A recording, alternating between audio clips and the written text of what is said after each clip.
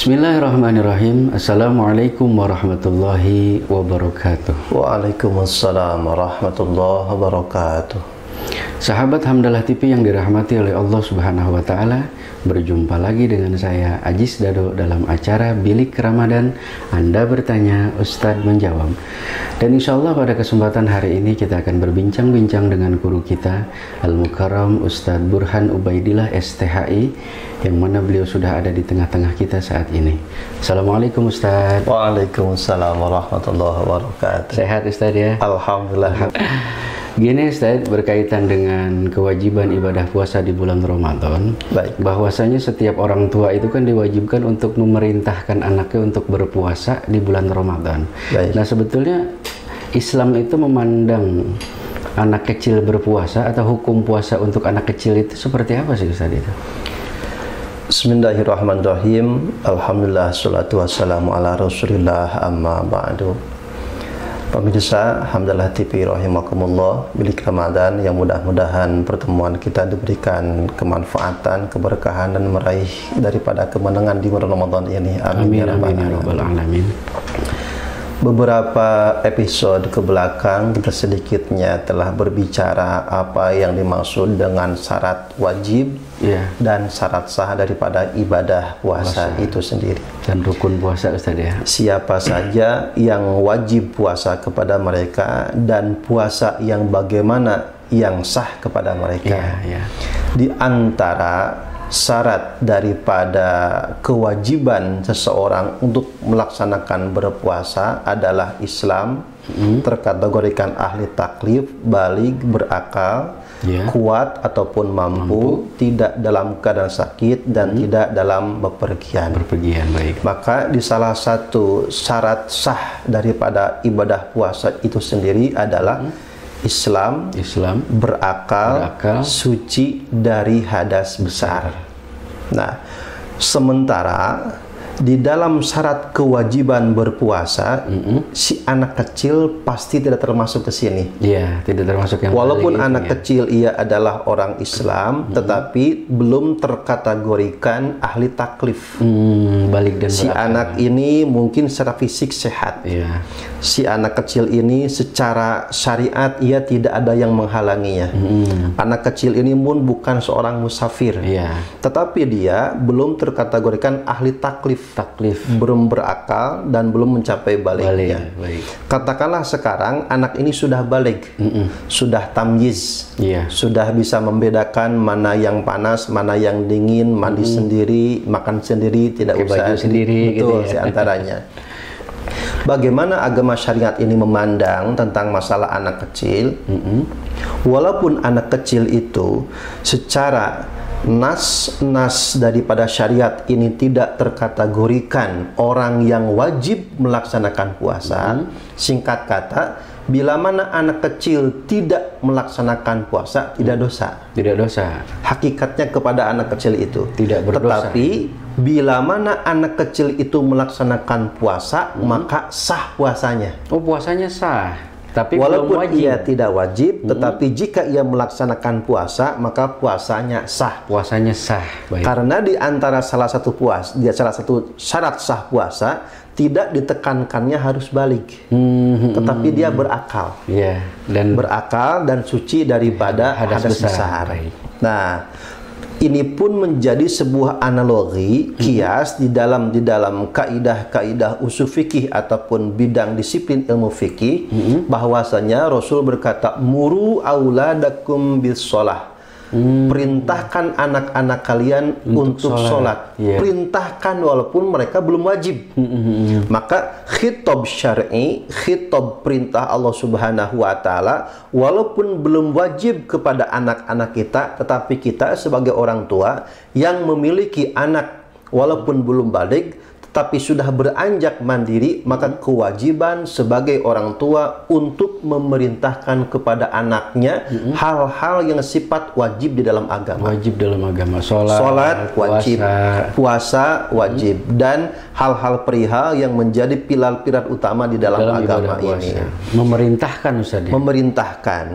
Kalau orang tua sudah memerintahkan, sudah lepas daripada tanggung jawab seorang orang tua. Berbeda jikalau orang tua ini tidak memerintahkan, maka jatuhlah dosa kepada kedua orang tua karena tidak memerintahkannya. Iya. Sebelum anak itu balik, orang tua wajib untuk memerintahkan anaknya mengerjakan syariat yang diperintahkan oleh Allah.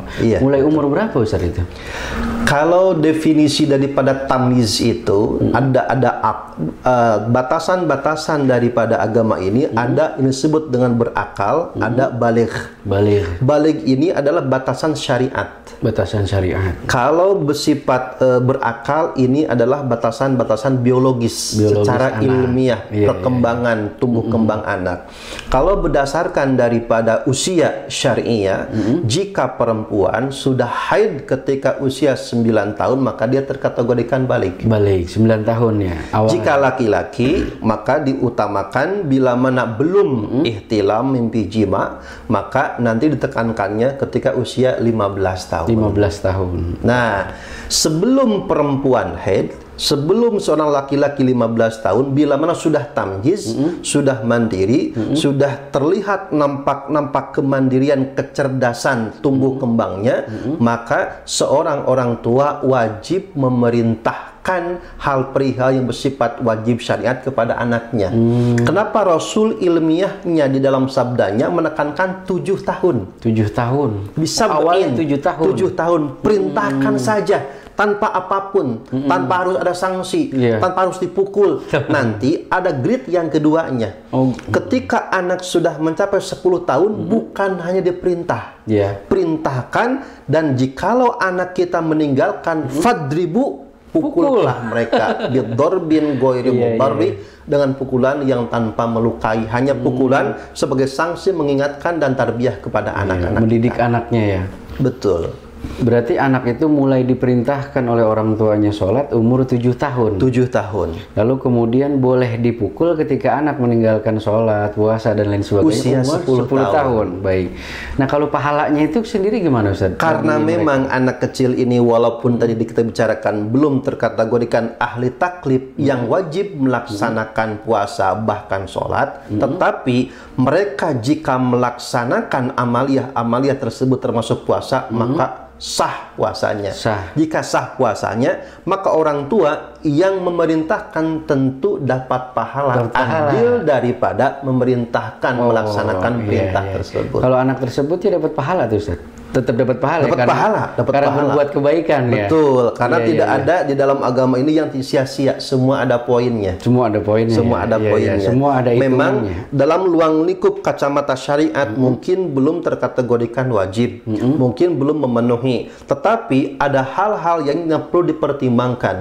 Al-Quran menekankan famay ya'mal mithqala dzarratin khairan yarah. Sebaik apapun, sekecil apapun, sebiji zarah apapun, manusia beramal sedikit banyaknya khairan yarah, syarran yarah, kebaikan akan terlihat, keburukan akan terlihat, apalagi ini adalah ibadah sholat atau ibadah puasa. Masya Allah. Jadi setiap orang tua, sahabat Hamdalah TV yang dimuliakan oleh Allah Subhanahu Wa Taala, mulai umur anak kita 7 tahun, kita wajib memerintahkan mereka untuk berpuasa. Ketika mereka berumur 10 tahun, boleh untuk memukulnya, tapi sebagai bentuk peringatan, tapi sebagai bentuk tarbiyah bagi anak-anak kita semua. Subhanallah, luar biasa ajaran kita ini. Tetapi Ustaz, perlu tekankan pula kepada kita, kadang-kadang kita melupakan hal-hal yang tak kalah pentingnya. Kita kadang-kadang melihat, memandang, menyimpulkan puncaknya.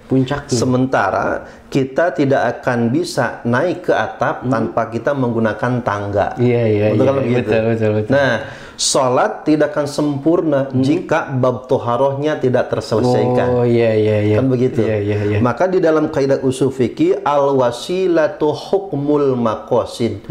Pelantara yang menjadi sebuah kesempurnaan ibadah akan memiliki hukum yang sama dengan ibadah tersebut.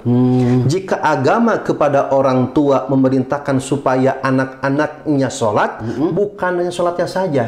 Otomatis sholat tidak akan sah bila mana wudunya tidak selesai, tidak beres. Demikian pula puasa tidak akan sempurna puasa anak yang kita perintahkan jika si anak pun tidak mengetahui pembatalannya, rukun-rukunnya, fardu-fardunya. Maka bukan hanya puasanya saja, bukan menekankan sholatnya saja, tetapi orang tua harus berpikir keras bagaimana membekali sedini mungkin kepada anak-anaknya ilmu pengenalan tentang syariat agama ini. Tentang syariat. Berarti seluruhnya harus dikenalkan kepada anak kita ya, Guru ya. Kewajiban sholat, syarat-syaratnya sholat, hal-hal yang membatalkan sholat dan lain sebagainya. Nah, berarti kalau anak kecil yang meninggalkan ibadah puasa, mereka tidak wajib mengkodoknya ya? Tidak wajib mengkodok karena belum wajib. Karena belum wajib puasanya. Iya. Kalau orang dewasa apabila meninggalkan ibadah puasa, maka mereka wajib untuk mengkodoknya. Mereka wajib untuk mengkodoknya karena orang dewasa sudah terkategorikan orang yang wajib melaksanakan ibadah tersebut. Sahabat Hamdalah TV yang dirahmati oleh Allah Subhanahu wa taala, demikian bincang-bincang kita dengan guru kita Al-Mukarram Ustadz Burhan Ubaidillah SPDI. Beliau telah membahas seputar tentang hal-hal yang membatalkan puasa. Tugas kita sebagai seorang muslim adalah mari kita jaga ibadah puasa kita dengan senantiasa berusaha untuk menjauhkan diri kita dari berbagai macam hal-hal yang membatalkan puasa, mulai dari terbit fajar sampai dengan terbenamnya matahari. Sampai berjumpa lagi dengan saya Ajis Dado dalam acara Bilik Ramadan. Anda bertanya, Ustadz menjawab. Assalamualaikum warahmatullahi wabarakatuh. Waalaikumsalam warahmatullahi wabarakatuh.